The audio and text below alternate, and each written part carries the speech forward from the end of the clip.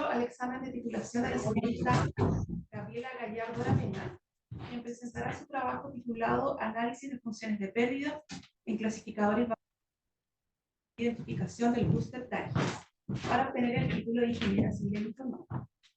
En esta oportunidad nos acompañan los miembros de la comisión y comienzo presentando al profesor Claudio Torres, doctor en Matemáticas Aplicadas, quien es el profesor correferente del Departamento de Informática. También está presente el profesor Edson Carquín, quien es profesor co-guía de este trabajo de título. Él es doctor en física y es investigador del Departamento de Física y también pertenece al CCTVAL. Y finalmente, quien les habla, mi nombre es Raquel Pessoa, soy doctora en informática y profesora guía del trabajo de título de Gabriela. La presentación tiene una duración aproximada de 30 minutos y no hay preguntas durante la exposición, ya que la ronda de preguntas se realiza una vez finalizada la presentación. Primero van a preguntar los miembros de la comisión y posteriormente puede preguntar el público. Gabriela, mucho éxito y puedes comenzar.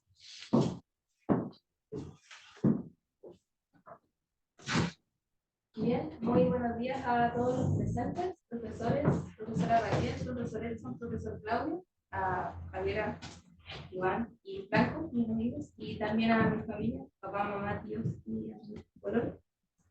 Hoy voy a presentar mi trabajo de título que he estado realizando, cuyo nombre es Análisis de funciones de pérdida en clasificadores basados en Deep Learning para la identificación del Boosted DAGIS. Este trabajo lo he hecho para optar al título de Ingeniera Civil en Informática. Mi nombre es Gabriela Gallardo y daremos comienzo a la presentación. Muy bien, para poder explicar todo esto voy a abordar los siguientes contenidos. Primero voy a dar un contexto del problema para explicar más o menos de qué se trata, para poder dar un contexto donde nos vamos a estar moviendo.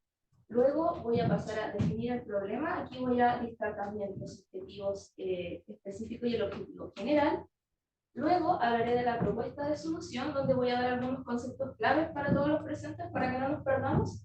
Y la solución propuesta, luego voy a pasar a explicar la validación de esta solución que he propuesto, mostrando los resultados obtenidos y daremos una breve discusión de estos, para finalmente terminar con las conclusiones y el trabajo futuro que será realizado.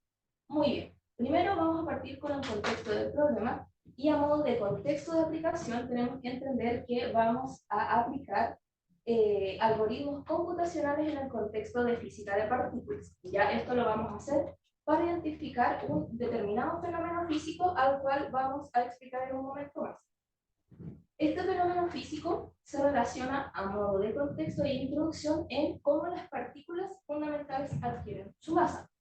Para esto, bien, fue propuesta una teoría en el año 1964, la cual se denomina el mecanismo de Higgs, y dentro de esta se explica cómo las partículas fundamentales adquieren su masa.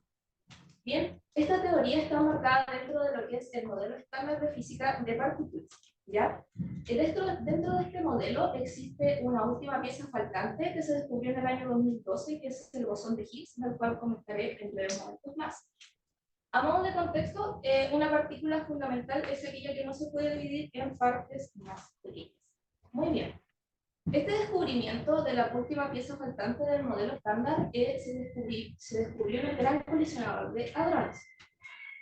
Este es denominado LHC en inglés y es el acelerador de partículas más grande y potente del mundo, pues tiene un perímetro de anillo de alrededor de 27 kilómetros.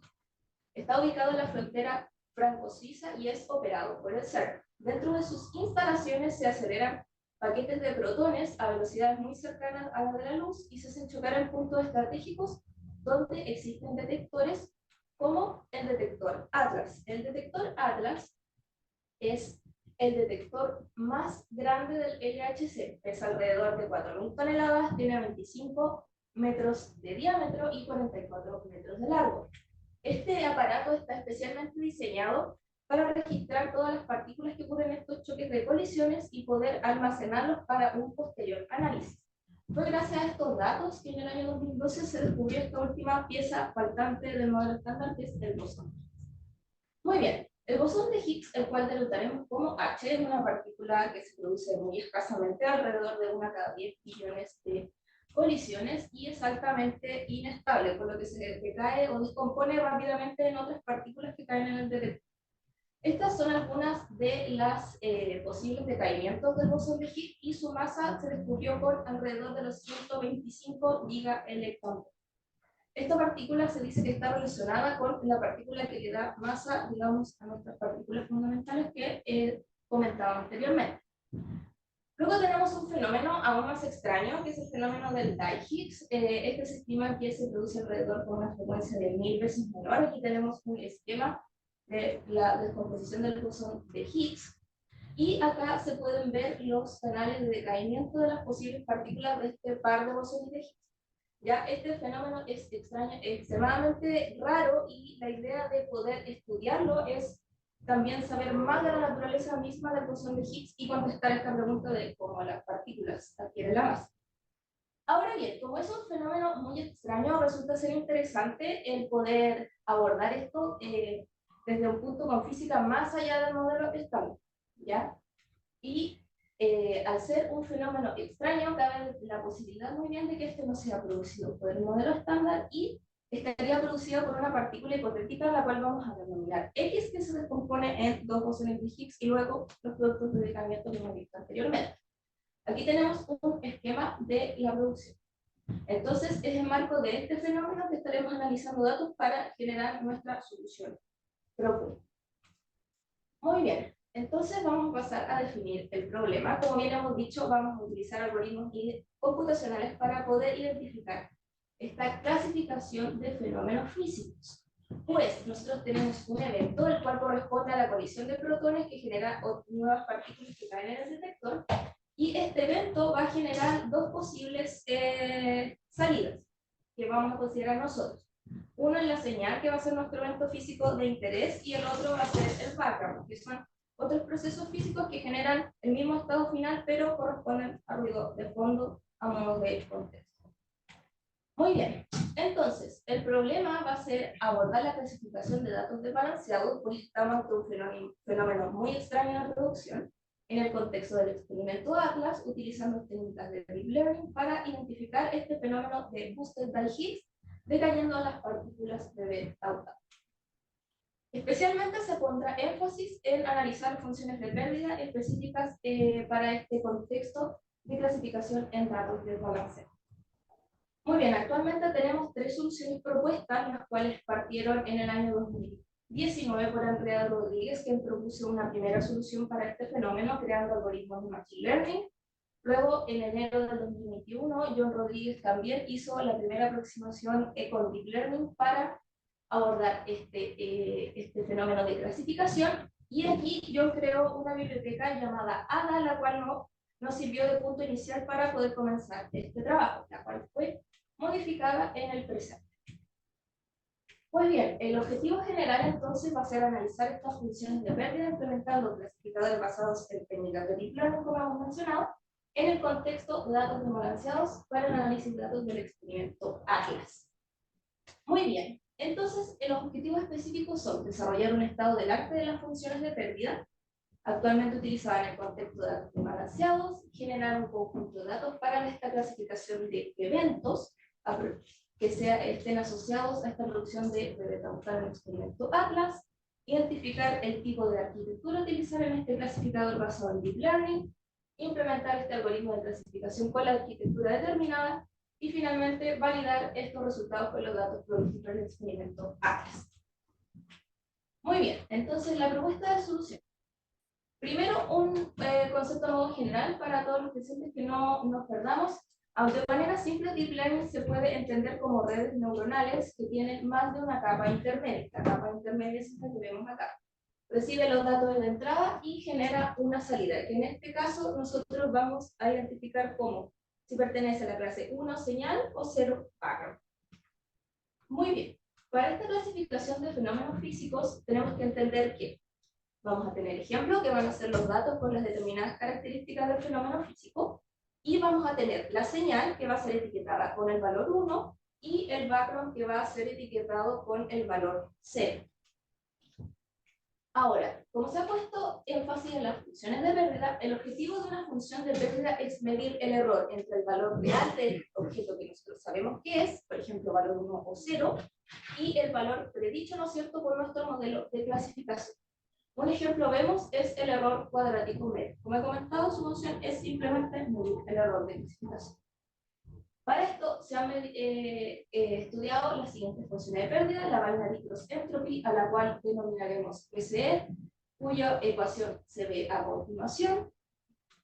Luego tenemos la balance cross entropy, que proviene a partir de la binary cross entropy, vamos a denominar como alfa BCE, y la ecuación la vemos a continuación. Vemos que se ha añadido un factor alfa. Alfa es un hiperparámetro ajustable entre 0 y 1. Luego tenemos focal loss, también, que por simplicidad lo vemos como FL, cuya ecuación se ve a continuación, y obtiene un parámetro gamma ahora que es ajustable. La idea de esto es clasificar y centrarse en los datos difíciles, que son la clase positiva que ha sido clasificada como negativa. Esos son los datos difíciles, a modo de contexto. Luego tenemos la clase balance loss, que le vamos a poner la sigla CB, y esta es un factor que se acopla a otras funciones de pérdida. En este contexto se le ha añadido, acoplado a las focal loss, y obtiene los siguientes parámetros. Tiene un parámetro beta, el cual si es 0 queda sin efecto este factor, y si ya va tendiendo a 1 empieza a ser por inverso de la frecuencia de la clase. N sub i en este caso ha sido considerado como la cantidad de elementos de la clase 1. ¿Ya? Eso es el factor N sub i que consideramos para esta clasificación. Muy bien, con el proceso de construcción de la solución, vemos allá que primero partimos revisando los archivos root, que son los archivos generales originales, donde tenemos los datos. Aquí se revisaron para ver que no faltara ninguno, se generaron también gráficos para ver las proporciones de datos, ¿no es cierto? Y se terminaron filtrando en nuestra región de señal, que es donde nos interesa identificar el fenómeno, con dos tags. Luego se transformaron estos archivos root a CSV, se filtraron para poder realizar todo el contexto de clasificación. Luego se utilizó y actualizó esta biblioteca ADA, que fue creada en la solución 2 anterior. Aquí se modificó un modelo para poder aceptar funciones de pérdida y poder realizar la clasificación. Se incorporaron nuevas funcionalidades y se renombró esta segunda versión como ADA. Posteriormente, ya haciendo el filtrado de datos y modificando esta biblioteca, se pasó a entrenar los modelos, en donde se estandarizaron los datos, se separaron en los conjuntos de entrenamiento, validación y prueba, se seleccionan las funciones de pérdida, sus hiperparámetros, y posteriormente se entrenan los modelos. Luego, estos modelos ya se pasan a evaluar, se selecciona el threshold, que es el punto de corte en donde vamos a distinguir desde qué valor es 1 y desde qué valor es 0. Se evalúan respecto a la métrica Weighted F1 Score, que vamos a comentar en un momento más. Se obtienen los gráficos de error, de distribución de salida y todas las métricas que veremos a continuación en un momento más. Y finalmente se calcula el overfit.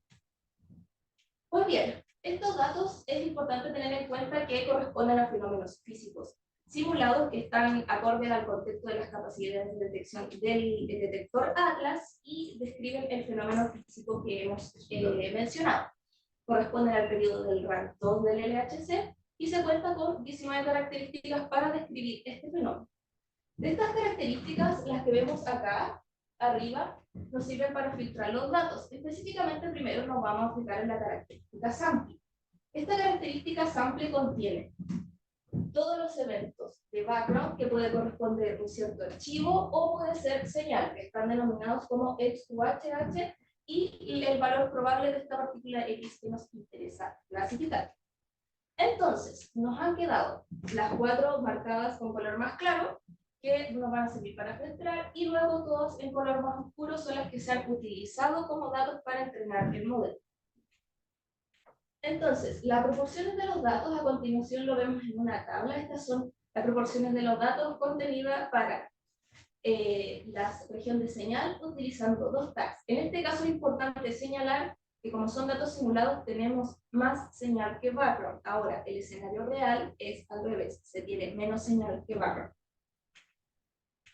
Pues bien, la arquitectura que hemos seleccionado corresponde al modelo S4 dentro de la biblioteca y específicamente cuenta con 7 capas ocultas, la cantidad de neuronas que se muestran en los recuadros, y específicamente vamos a utilizar 15 características, bien, vamos a considerar este X0, estas 15 características son las que hemos mencionado anteriormente, y esta va a ser el enfoque de red neuronal tradicional a la que le vamos a llamar. Luego vamos a tener un enfoque parametrizado, que se le añade una característica extra, que es la marcada en el circulito amarillo, y es el valor de la masa. La idea de esta red parametrizada es que se le añada una característica extra y que esto permita describir de mejor manera el fenómeno que se está estudiando de manera más general. Pues bien, para el proceso de entrenamiento hemos utilizado dos particiones de datos, una que consta de la proporción de entrenamiento con el 60%, 20 para validación y 20 para prueba, luego 50% para entrenar, 30 para validar y 20% de prueba. La red tradicional ha sido solamente entrenada con masa correspondiente a 2000, es decir, el set de datos XYH 2000 más todo el background, y la red parametrizada, como bien describe de manera más general el fenómeno, utiliza minimal dataset. Minimal dataset, a modo de contexto, contiene toda la señal con su respectivo valor de masa dependiendo del archivo. Y para el valor de la masa del background hemos considerado dos casos, el valor que sea 0 o hemos utilizado el promedio de los valores de la señal. El grupo de experimento número 1 que se ha planteado es el siguiente, aquí están los identificadores, no se ha utilizado técnica de oversampling, las funciones de pérdida se listan a continuación, y valor de masa para el background no aplica, pues es el enfoque tradicional de Deep Learning. Luego este enfoque también es enfoque tradicional, no señala la característica de la masa, solo que aquí hemos utilizado una técnica de oversampling, que es un sobremuestreo de datos, luego hemos utilizado Cloudweight y también hemos decidido no utilizarlo para ver cómo varía. Luego el grupo de experimento número 3 utiliza el enfoque parametrizado.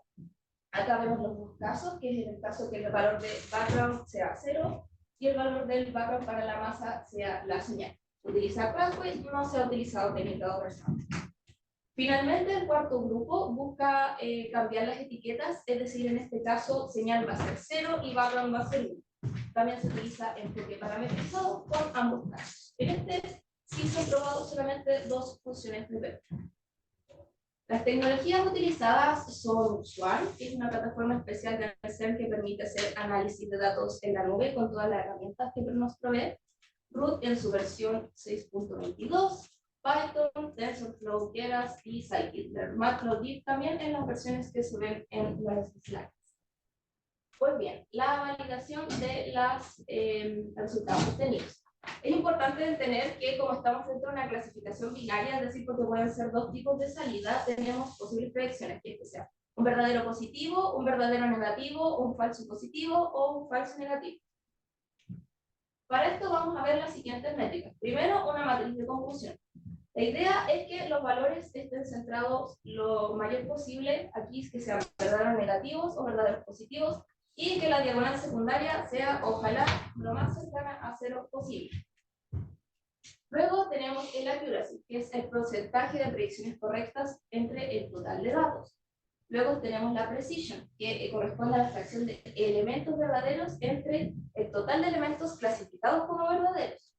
Luego tenemos la recall, que es la proporción de instancias positivas entre la cantidad de instancias positivas reales. Y luego tenemos la F1 score, que nos dice la razón de cuánto afectan los elementos mal clasificados a los verdaderamente positivos. Luego tenemos la métrica weighted F1 score, que si bien vemos la ecuación es similar, la única diferencia es que aquí utilizamos valores enteros y aquí utilizamos valores, digamos, decimales reales, pues utilizamos los pesos de las clases. La métrica respecto a la cual la hemos rankeado estos modelos es la métrica Weighted Average F1 Score.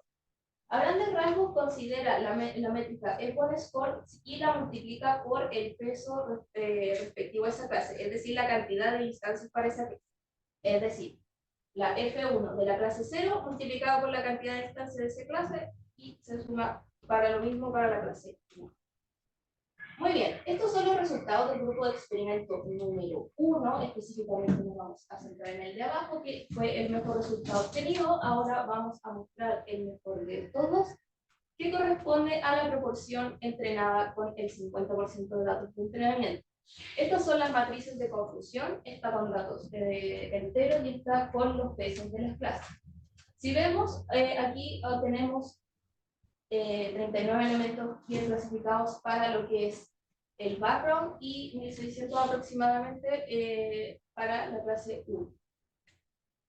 Aquí tenemos los gráficos de cómo va variando este error a medida que se entrenan los datos. Y este gráfico corresponde a las distribuciones entregadas por la red neuronal para los datos de entrenamiento y los datos de prueba.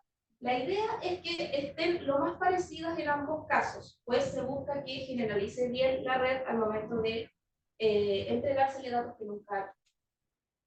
Luego, para el grupo número 2, la misma tabla de resultados, nos vamos a centrar también en el mejor obtenido, y aquí vemos nuevamente las matrices de confusión, pero para la partición del 60%. Luego acá vemos la variación de el error a medida que se va entrenando la red, la misma salida que podemos ver que aquí ya no está tan junta, tan achatadita. Y el resultado del experimento grupo número 3, que es el más interesante de todos, es el caso, recordemos, de la red neuronal parametrizada, a diferencia de los anteriores, es el enfoque clásico, es decir, no se añade esta característica extra de la masa. Se aprecia que tiene un resultado perfecto. Nos vamos a centrar en este caso, este es el caso que el valor de masa para el background es 0. Este es el valor cuando se utiliza el promedio de los valores de la señal como masa para el background. Acá no vamos a resaltar el rojo, este de acá, pues vamos a presentar los resultados respectivos a esta tabla AT. Acá se pueden apreciar los gráficos, ¿no es cierto? Se ve que la clasificación es perfecta. La pérdida también baja considerablemente, como dice, a 0. Y también la diferencia, las distribuciones, ¿no es cierto?, resultan ser perfectas. Ahora, este caso, recordemos que del grupo 4 buscaba cambiar las etiquetas para ver si había una mejora. Pues bien, apreciamos de que hay muchos ceros para la clase señal. Ahora quiero decir que estos ceros no corresponden realmente a un valor cero en sí, sino que Python, para poder presentar los resultados, pasa los valores NaN a 0. Esto es para presentación de datos. Python entonces, en este caso, entregó un warning diciendo de que habían valores NaN, entonces se puede concluir que esta red ha quedado, digamos, como numéricamente mal entrenada, pues tiene valores indefinidos. Eso significa un valor. Para el caso B, también ha ocurrido el mismo fenómeno, por lo que no se han incluido los gráficos a pues no aplica dadas las condiciones de los resultados obtenidos. Pues bien, finalmente se aplica el test de Kolmogorov-Smirnov, que en este contexto es para medir el overfitting. El overfitting, a modo de contexto, es el sobreajuste del modelo en la etapa de entrenamiento. Se va a obtener en este primer paso un bajo error, pero cuando se le presentan datos que nunca antes visto, va a obtener un alto error, por lo cual obtendrá un mal desempeño. Y con su propósito es medir las similitudes de esta distribución de salida con los conjuntos de datos de entrenamiento y de prueba. Pues bien, vemos que para el caso de la mejor red que tenemos hasta ahora, que es esta de acá del grupo 3A con la función class, vamos a enfocarlos, vemos que la similitud es muy cercana. La idea es que el valor entre más cercano a 0 está, significa que más similares son. Pues bien, la interpretación de resultados. Dentro del grupo 1 se aprecia que las funciones de pérdida con hiperparámetros de ajuste beneficiaron la identificación del background, haciendo que mejorara su desempeño. Ahora, en el caso de la señal, mejoró su precisión.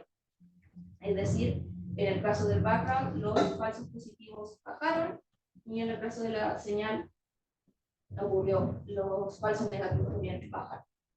Para el grupo 2 se apreció que al aplicar técnicas de sobremuestreo fue beneficioso, pues estabilizó los valores de identificación del background alrededor de cierto valor, que es alrededor de un 0,8, vamos a dejarlo ahí con un decimal.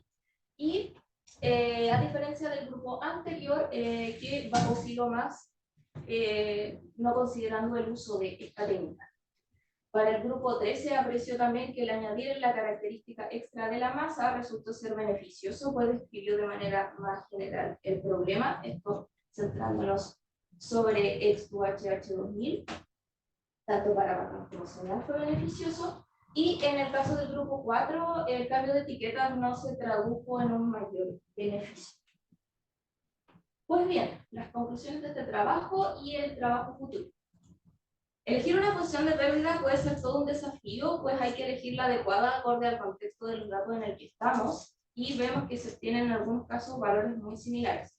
Ahora bien, logramos ver que la Class Balance Focal Loss logró obtener en general para todos los grupos de experimentos el mejor resultado. Sin embargo, la mejor red fue el grupo 3, como ya mencionamos, con la Class Balance Focal Loss utilizando el enfoque parametrizado. Y las técnicas de oversampling también deben tratarse con cuidado, ya que como estamos frente a datos que describen un fenómeno físico específico, el crear datos sintéticos podría ser de que estos no se encuentren dentro del rango de las restricciones del proceso mismo, con lo cual deben tratarse con cuidado. Pues bien, el trabajo futuro sería interesante poder aplicar estas técnicas y modelos con datos con proporciones más reales, pues recordemos que ahora tenemos más señal que background. Y también sería interesante, por supuesto, y bastante enriquecedor para todo el proceso, validar estos resultados con el software oficial del experimento ATLAS. También se puede evaluar utilizar otros modelos de la biblioteca ADALS con las funciones de pérdida señaladas, pues podrían inclusive obtener quizás mejores resultados. Eso podría quedar para un estudio posterior. Finalmente, ya concluyendo, esta presentación ha sido expuesta en Chile Week en su versión 2021, obteniendo el segundo lugar. El póster se ve en la slide. El título de la presentación fue el mismo que el de este trabajo. Agradecimientos. Bueno, esta investigación ha sido apoyada por Fondesit y por Societeval, a quien le damos las gracias por financiar, digamos, toda esta investigación. Y finalmente hemos concluido así la presentación. Muchas gracias por su atención. Estoy ahora atenta a sus preguntas.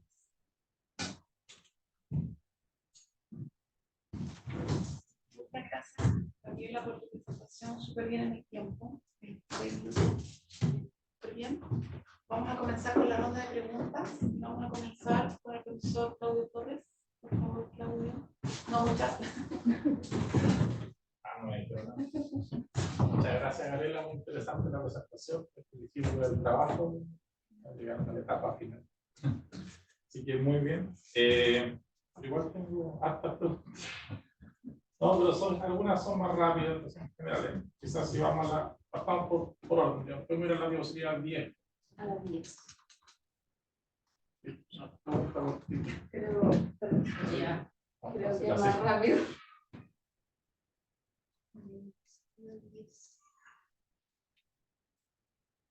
Esto es.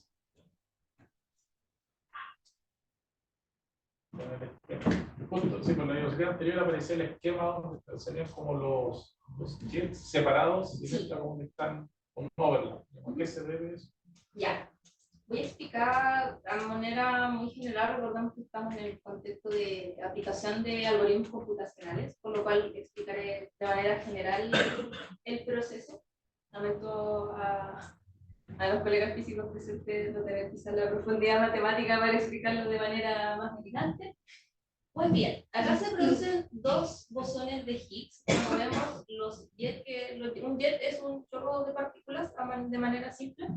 Y vemos que están más separados. Esto se produce porque las partículas, digamos, no van con un alto momentum transversal, que podríamos definirlo como energía cinética. A diferencia de este fenómeno, que es que como si tienen un alto momentum transversal, los productos de decaimiento, que digamos serían estos de las partículas tau y las partículas pi, se empiezan a aponimar. Y es por esto mismo, porque empiezan a salir con más velocidad. Entonces, para poder identificarlo, desde el punto de vista físico, tengo la intuición. El cono se tiene que tomar el jet es más grande, la región. Y es todo esto que sale, digamos, con mucha mayor velocidad, a diferencia del fenómeno anterior. ¿Cómo es la 21?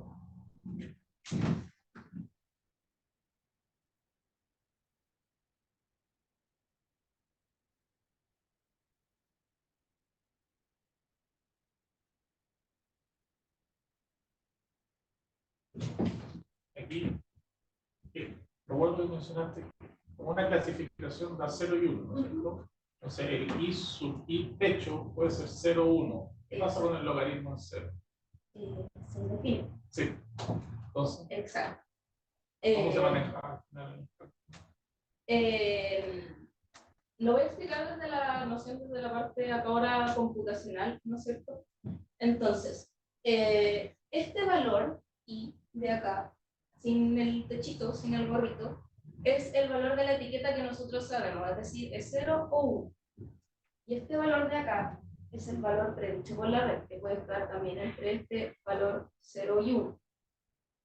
Lo que manejo de esta función de pérdida es que, claro, cuando aquí el logaritmo es 0, esto se indefine. Entonces, este valor es tratado por el computador como un NaN, que significa not a number. Y esto es para poder el computador representar un valor indefinido, lo traduce como esto. Ahora, si llegase a ocurrir esto en alguna parte, si sumamos indefinido más 1, sigue siendo indefinido. Entonces, no tendría sentido sumar cosas. Por eso es que tenemos en algunos casos valores nada. Ahora, la primera parte de la ecuación favorece la identificación de los falsos negativos. Es decir, cuando tengamos falsos negativos vamos a tener un peso. ¿Ya? Porque si aquí es 1, es decir, si tenemos etiqueta 1 y etiqueta lo más cercano a 1, esto va a ser, digamos, un valor cercano a 0. ¿No es cierto? Y aquí esto va a ser 1 por 1, 0, y aquí esto también va a ser un valor negativo de que va a tender a infinito, pero no se va a indefinir, porque recordemos que este valor va a estar cercano a 1, pero va a ser un valor pequeño, que no va a aportar. No sé. Entonces, no. no, pero el 0, ¿cómo se maneja? Si lo dejan en NaN, no va a poder calcular nada, porque actúa en NaN. Claro. Entonces eso lo omiten, o hacen otro experimento. En el caso de que cuando obtuve valores NaN, empecé a probar, utilicé ciertos hiperparámetros para probar. Entonces, por ejemplo, en el caso de la binary cross entropy no obtuve valores NaN, a diferencia de la alpha balance y la focal loss, que en el caso de la red parametrizada ahí sí obtuve valores NaN. Computacionalmente, por lo menos, la biblioteca de Python sigue ejecutando el algoritmo hasta completar las cantidades de iteraciones. Así que, por lo menos, en el vector aparecía nan, nan, nan, nan, hasta que terminase, digamos, la ejecución del mismo algoritmo. En la 25.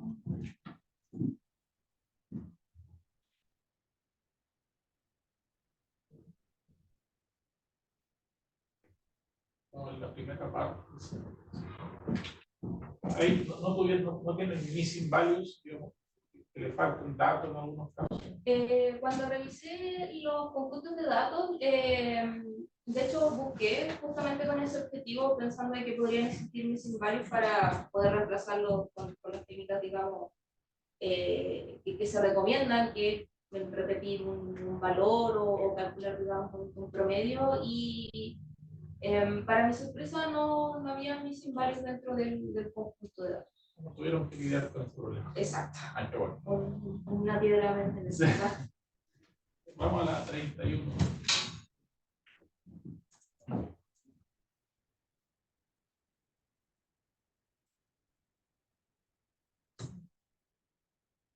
También rápido, digamos. En ese caso, ustedes llegaron a 7 capas. ¿Por qué no 8, 9, 11? Esta arquitectura, bueno, fue seleccionada a partir de la iteración anterior, que fue realizada por John Rodríguez. De hecho, toda la biblioteca ADA, él creó varios modelos, y dentro de su trabajo, de hecho, cuenta con pasos para ajustar justamente las redes neuronales respecto a la cantidad de capas, neuronas, la función de optimización. Entonces, todo ese trabajo fue realizado ya en un paso previo.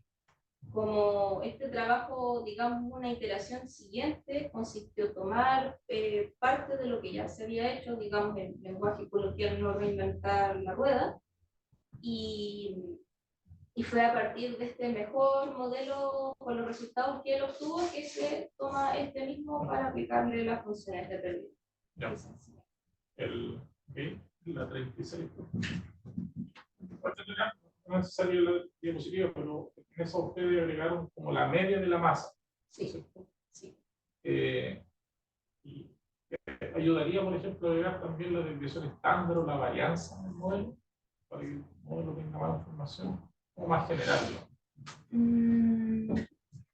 La verdad, en lo que se estudió dentro del trabajo, dentro, digamos, del paper, donde se muestra esta técnica de masa, perdón, de red neuronal parametrizada, dentro de señalan que el aplicar masa al background no tendría, digamos, efecto en la clasificación, no, es decir, no se traduciría en mejores datos. Es por esto que, bueno, elegimos estos dos valores para corroborar eso. Ahora, sí resultaría interesante evaluar la posibilidad de que añadiendo más información, digamos, pueda describir de mejor manera, digamos, este fenómeno. Ahora, claro, habría que entrenar, realizar el mismo proceso para evaluar si finalmente esta característica resulta aportar información valiosa a todo lo que es la clasificación del fenómeno y evaluarlo correspondientemente, por supuesto. Me han dos preguntas también. La 45. La 45.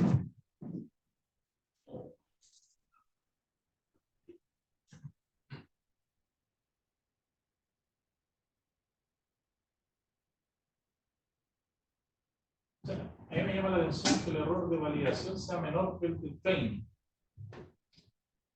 ¿Cuál es esperable? La idea del conjunto de evaluación es justamente ver cómo se va comportando. Intuyo que como el error ya es bajo, ya es bastante bajo, me hace sentido de que el error de validación sea bajo, pues vamos ya con un error bastante pequeño a la orden de magnitud -8, entonces es por esto que intuyo que tiene sentido de que el error de validación sea bajo, ya que como no parte, digamos, por un valor, por ejemplo, alrededor de orden de 1000, parte diciendo que la clasificación, digamos, está bien realizada. Uno lo podría tener el algoritmo al principio sin la validación, porque es bastante constante, puede ser la validación. Claro. Y la última, respecto a las conclusiones, ¿cuál sería la recomendación para elegir una función de pérdida? Entiendo que es difícil, entiendo que Claro. depende del contexto, pero de acuerdo a la experiencia adquirida, ¿cuál sería tu receta, sugerencia para alguien que se involucre en un trabajo nuevo? Bien, mi recomendación sería primero ver en qué contexto están los datos. Pues existen diferentes técnicas para abordar los diferentes contextos. Estas se estudiaron pues están en el contexto de desbalance.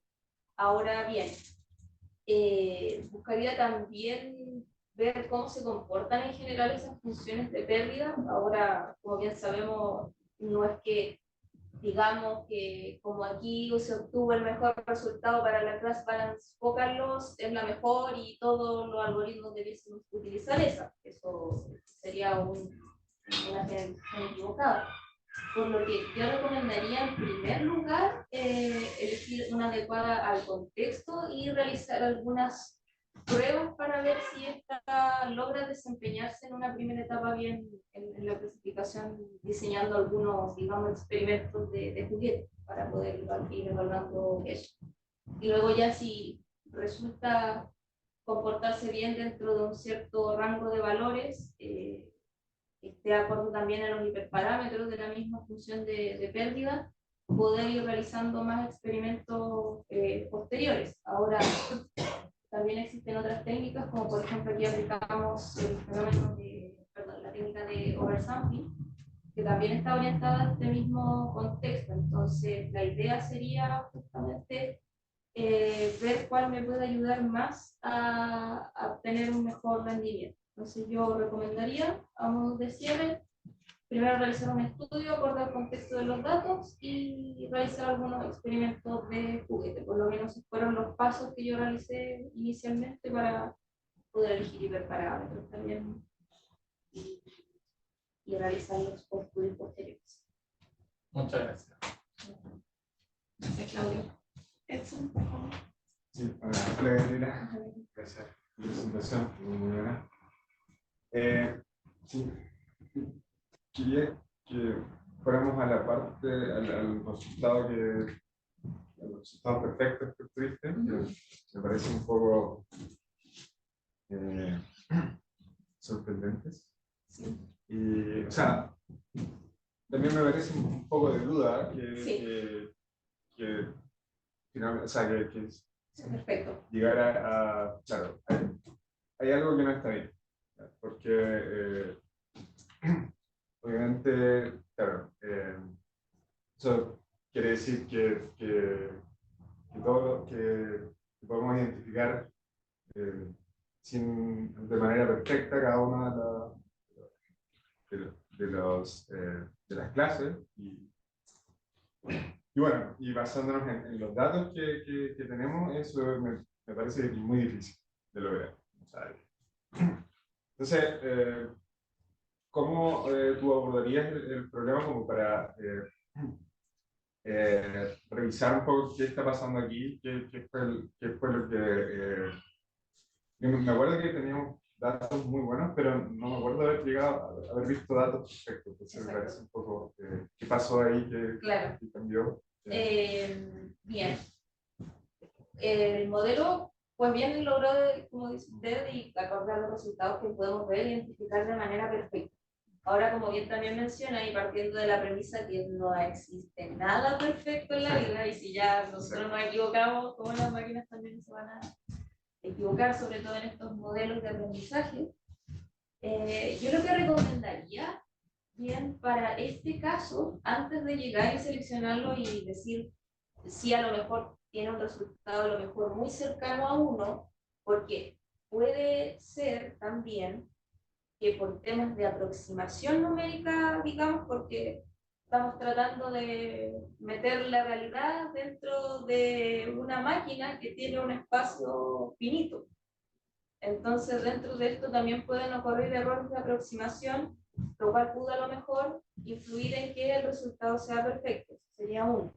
Por lo cual, dado esto, y dado también al contexto de los datos, como aquí tenemos también más señal que background, que vista, digamos, de la realidad que el fenómeno es bastante menos, considerablemente menos que el background, yo recomendaría para este caso analizarlo también en un contexto de datos más real, antes de llegar y decir, si bien tenemos un rendimiento óptimo, lo hicimos más estudios. Pero en principio deberían haber ciertas alertas que se deberían haber disparado en el análisis, que podrían haber hecho pensar de que hay algo que, bien, por ejemplo, overtraining, ¿no? Uno piensa que, claro, sí, lo más probable es que haya algo de overtraining en el proceso. Y que, claro.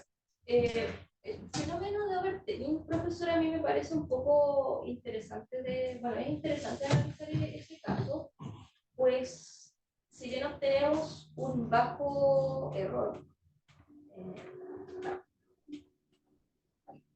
obtenemos un muy bajo error en el training, este no logra ser perfecto también en la tabla de test de Kolmogorov, si bien es cercano a cero, tampoco es 0,0, no son exactamente iguales. Entonces, hay un poco de diferencia entre lo de las probabilidades que entrega la red en entrenamiento y para testing. Entonces, como comento, puede ser que sea un error de aproximación que dé valores perfectos. Ahora bien, este overtraining se veía reflejado, por lo menos como yo he estudiado, en los resultados como un pobre desempeño. O sea que en este caso no ocurra. Entonces, sería incluso también para estudios futuros interesante poder analizar más en profundidad si es un tema de precisión, también a lo mejor las características de los datos para ese tipo de función de pérdida logran ser suficientes, pero para el contexto real a lo mejor quizás no se consideran 14 características, quizás a lo mejor son más. Entonces, en esto mismo que también yo me detendría y haría muchas más pruebas, e inclusive al final uno podría recomendar que, claro, el resultado es perfecto, entonces podría recomendar de esta, pero uno tiende incluso a confiar a veces un poco más en aquello que tiene un poco de error, porque sabemos que nos da ahí O sea, una cota. yo creo que uno nunca debería mostrar resultados. Sí, de hecho, Y- pensé en no hacerlo, sin embargo, fueron los resultados que obtení y de hecho me pareció para interesante. para el grupo 3, ¿tienes otros Sí. resultados? Acá. Tengo otros en el backup también, que son de las otras funciones de...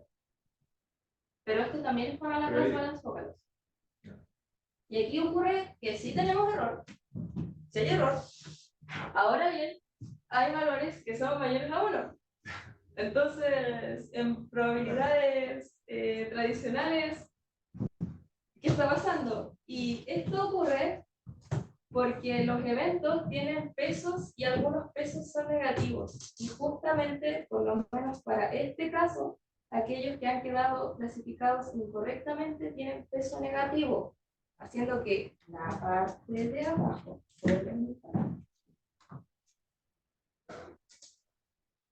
haciendo que la parte de abajo de las métricas que tenemos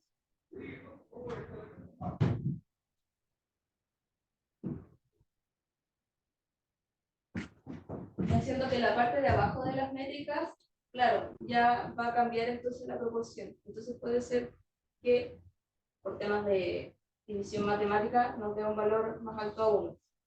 Entonces, podríamos decir que si es 1 es perfecto y si son valores distintos a 1, como en este caso estamos trabajando con pesos, significa que hay un error. Es lo que ha ocurrido en el caso del grupo B. Es porque, como comento, hay pesos negativos que este valor ha sido mayor a 1. Sí, yo creo que habría que revisar entonces el tema numérico, de qué bien que está pasando con los pesos. Claro. Un resultado así no es difícil. O sea, Incluso, no es no es un buen resultado. Claro, incluso por el mismo, también por el factor de la class balance.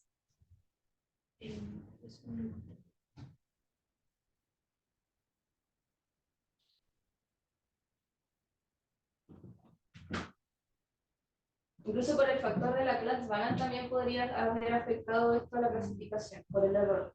Porque aquí el NI yo lo consideré como la cantidad de instancias verdaderas de señal dentro de todo el conjunto de datos antes de particionarlo. Entonces, tenía alrededor de, si no mal recuerdo, 8000 para el caso tradicional y tenía más de 8000, entonces este valor es cercano a 1 elevado a un número muy grande.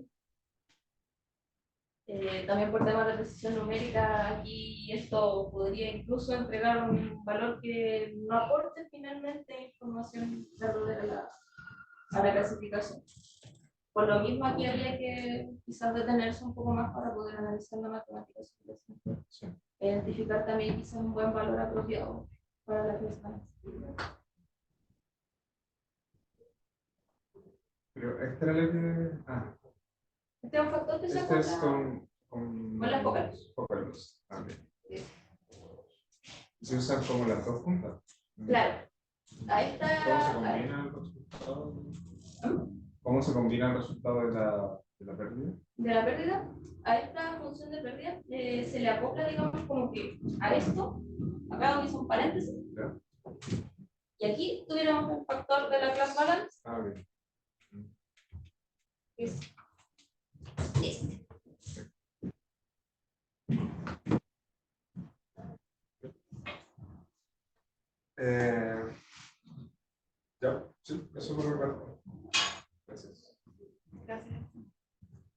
Ya, igual nosotras ya hemos conversado varias veces.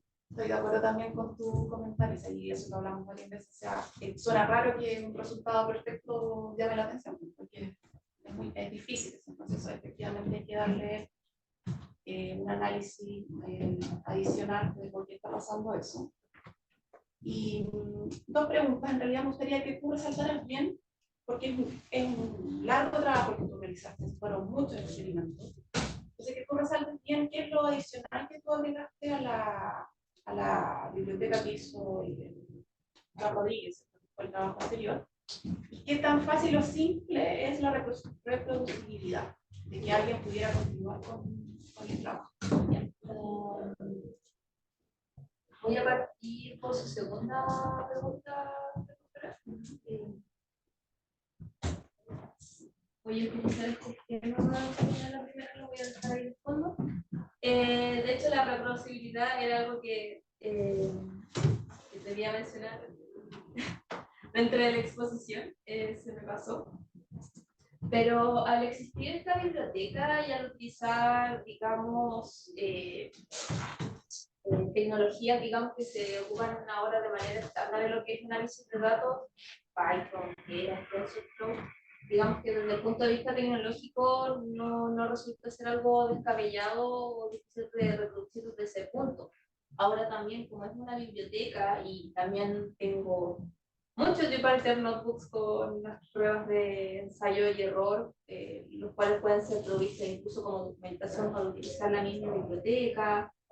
Sí, al momento de utilizar esta, deberían utilizar, se recomienda con la versión que yo utilicé. Ahora, si se utilizan nuevas versiones, también habría que revisarlas para ir actualizándolas, ¿no es cierto?, de acuerdo a la evolución de estas mismas.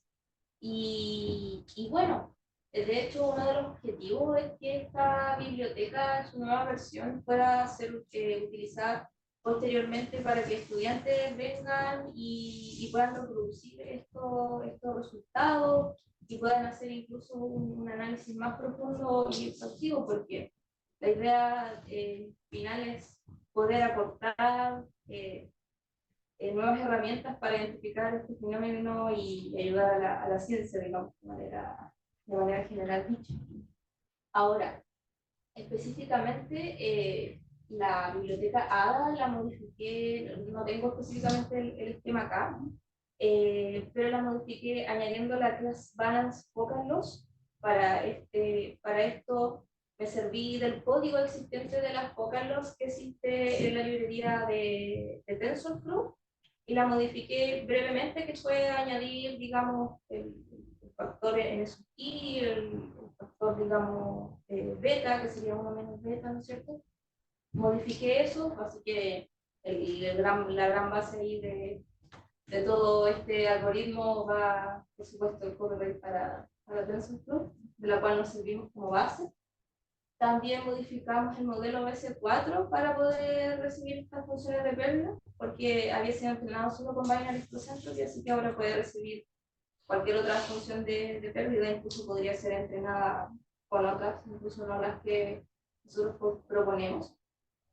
También se añadieron las funcionalidades para realizar los gráficos, ¿no es cierto?, de las distribuciones de salida.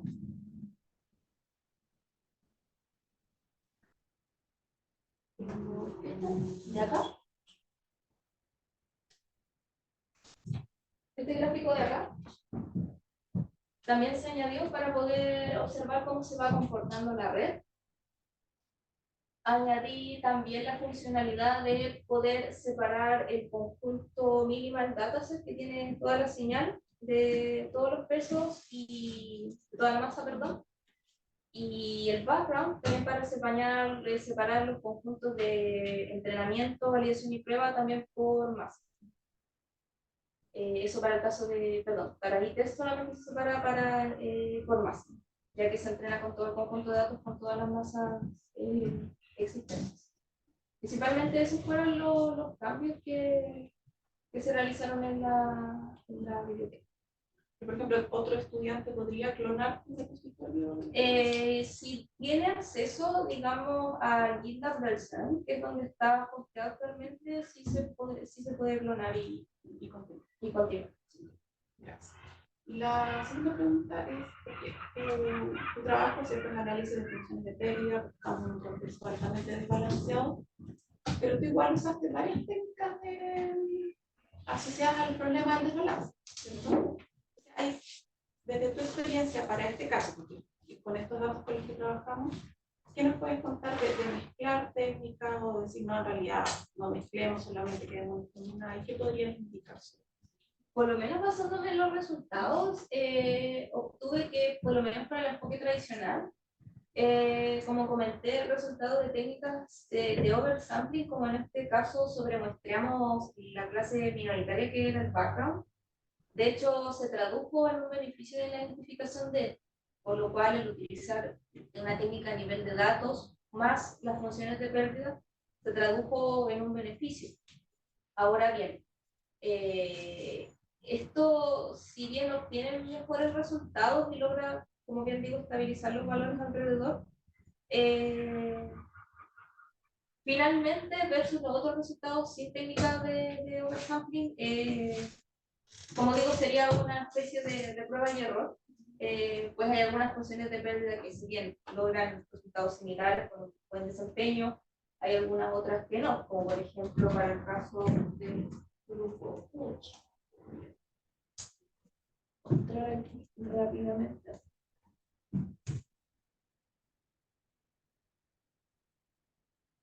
Por ejemplo, acá no utilizamos técnica de oversampling y el background, por ejemplo, para lo que es recall, obtiene valores, digamos, más disímiles. Entonces, en este contexto, versus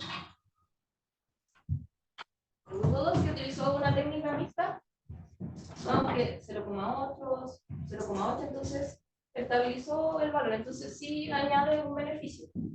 Ahora bien, esta técnica, como comenté, se tiene que usar con cuidado porque como estamos describiendo un fenómeno físico que sigue ciertas características y tiene, digamos, restricciones asociadas bien específicas, podría darse el caso de que añadimos datos sintéticos, pero estos no describen el fenómeno dentro de sus restricciones. Entonces, en este contexto, hay por eso mismo que... Pero yo solo oversampling, repetición de datos. Claro, hay oversampling en la parte del grupo A y no hay oversampling en la parte del grupo B. También utilizamos class weights, ¿ya?, que es para balancear también el peso de las clases al momento de hacer la clasificación. Y también consideramos el peso del mismo evento, justamente para que éste logre describir de mejor manera los datos en su contexto. Entonces, yo recomendaría, al igual que le dije al profesor, quizás hacer algunos experimentos de juguete, pero no cerrarse a solamente utilizar función de pérdida o solamente oversampling, sino que igual a abordar con técnicas mixtas. Ahora, claro, si estamos en un contexto de desbalance, utilizar al menos una o inclusive dos, yo diría, para no tener quizás resultados tan poco eficientes, por así decirlo. Gracias. ¿Alguna pregunta del público? La comisión, si quiere hacer una pregunta. Volviendo al problema del caso de los estados perfectos. Es un aspecto distinto, digamos, porque en tu caso tus datos son sintéticos, digamos, pura data simulada. Claro. Entonces, en ese caso se podría entender que el resultado perfecto era que justo se dio que la arquitectura representó bien tu modelo de fondo, y se podría explicar eso. ¿Podría ser ese el caso, o vaya, que fuera un error en el código? O sea, ¿cómo? Puede ser una posibilidad. Ahora, estos datos igual siguen, como digo, las restricciones del proceso mismo desde el punto de vista físico, más también las mismas capacidades del detector.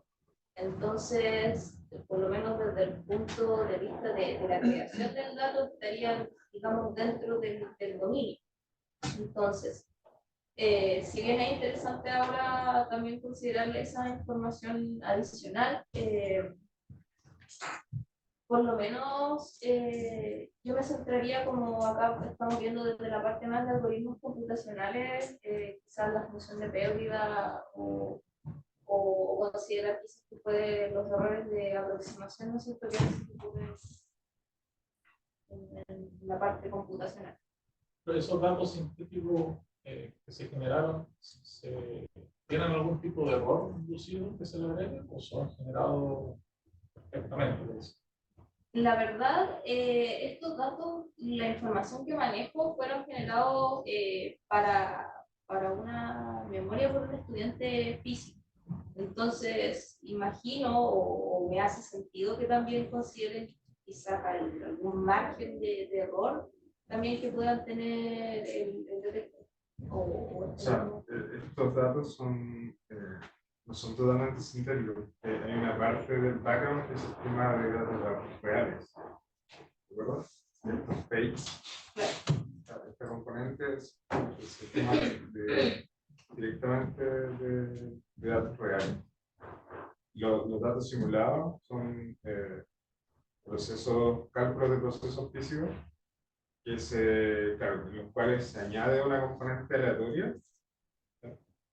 Y por otra parte, para obtener el resultado del cálculo se usan métodos de Monte Carlo.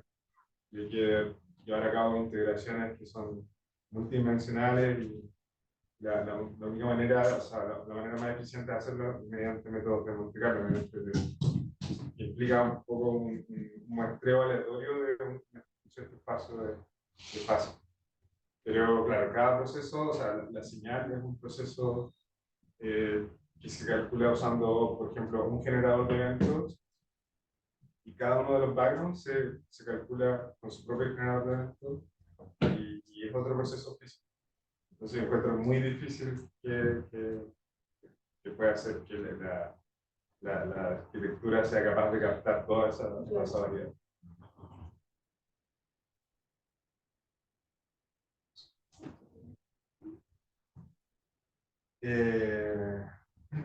Sí, me surgió un poco la duda sobre esta combinación de dos técnicas, o sea, de dos funciones de pérdida.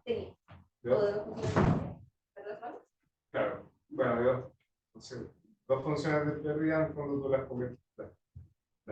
combinas en una. A ver, sí. Claro. Es que Entonces, ahí hay que tener algún cuidado desde el punto de vista matemático, por ejemplo.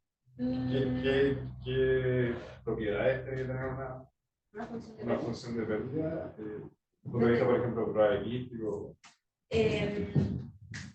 Al momento de realizar el estudio de la class balance, dentro del, digamos, documento donde se presenta esta función de pérdida, al menos menciona de que esta se puede acoplar a cualquier otra función de pérdida. De hecho, dentro del mismo paper, ellos juntan la class balance con las focales. Y es a partir también de este estudio que ellos ya realizaron que me basé para poder realizar esto. Ahora, por ejemplo, yo me fijaría de que, bueno, n sub i no sea 0 y de que beta sea 1, porque ahí esto se indefine y no tendría sentido aplicarlo. Ahora, claro, habría que tener las consideraciones de las otras funciones de pérdida, y es que, por ejemplo, al momento de clasificar, ¿no es cierto? Aquí tenemos la predicción realizada por la red. Si esto ya se indefine y da un valor NaN, ahí no habría, digamos, mucho que hacer desde la parte de vista matemática, porque esto ocurre de manera automática en el computador. Entonces sí habría que fijarse bien, por ejemplo, si de los factores que nosotros podemos controlar dentro de la función de pérdida que tenemos, que estén bien definidos para dar un puntapié inicial. Eso no estará hecho a propósito de la función sin definir, precisamente cuando el valor estimado de I sub i sea 0. Porque en el fondo esa variable es una variable continua. Varía entre 0 y 1 de manera continua. Claro, de manera continua dentro de lo discreto del computador. Claro, por supuesto. pero matemáticamente puede ser continuo sin problema. Y claro, entonces, en el fondo, quizás no quiere decir que un valor de 0 es un valor inválido para la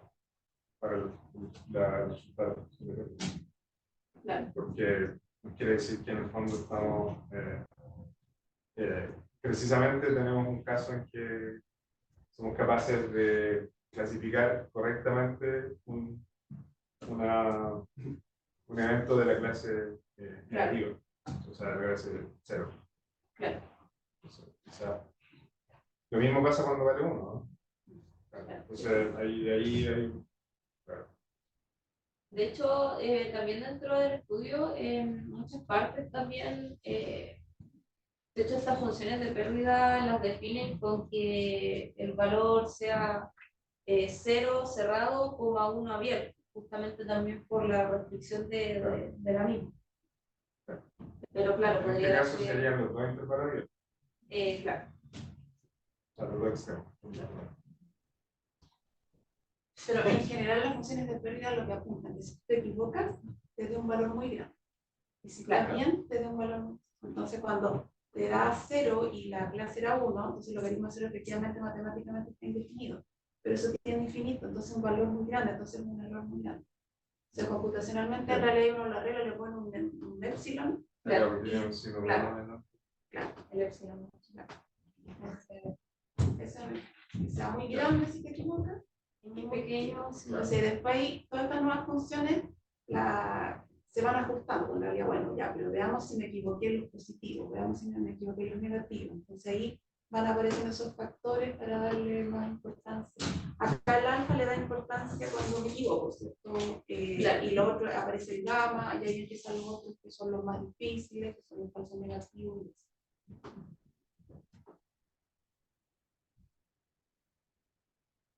Último. No, es que en este caso, en realidad, si hay un 0 en el I sin techo, 0 por el logaritmo de 0, eso se cancela en el límite, se anula. Entonces, eso no molesta. Hay que tener cuidado en la implementación, porque 0 por un menos infinito va a ser nada. Digamos, por eso hay que extraerlo, porque uno sabe que en el mundo continuo eso no está afectando. Lo que sí afecta son los casos contrarios, que la clase fuera 1 y el resultado fuera 0. Ahí, digamos, tiene un número muy grande. Claro. Pero al lado derecho también se ve si I sub I es 1, también queda 0 multiplicado por un número menos infinito, pero un menos infinito que va más lento que lineal, entonces se puede anular. Eso. Se acaba. Muchas gracias, Gabriela, por tu presentación y tu defensa. Entonces nosotros vamos a retirarnos unos minutos. Y nos vemos en un rato. ¿Ya? La música de fondo. Sí, y tu trabajo escrito tiene una calificación 98 y tu presentación tiene una nota 100, por lo tanto te da un promedio de 99. Así que felicitamos.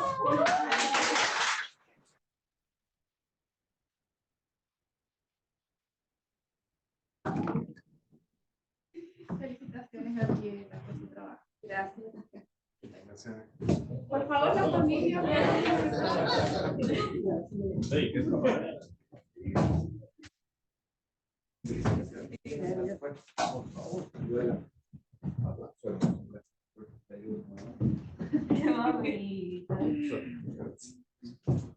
Pero ahora no te puedo decir colega. a los papás.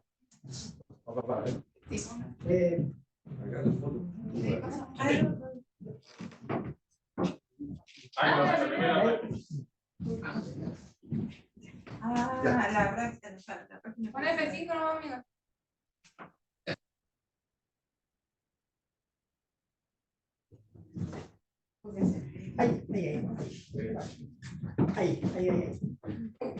Eso.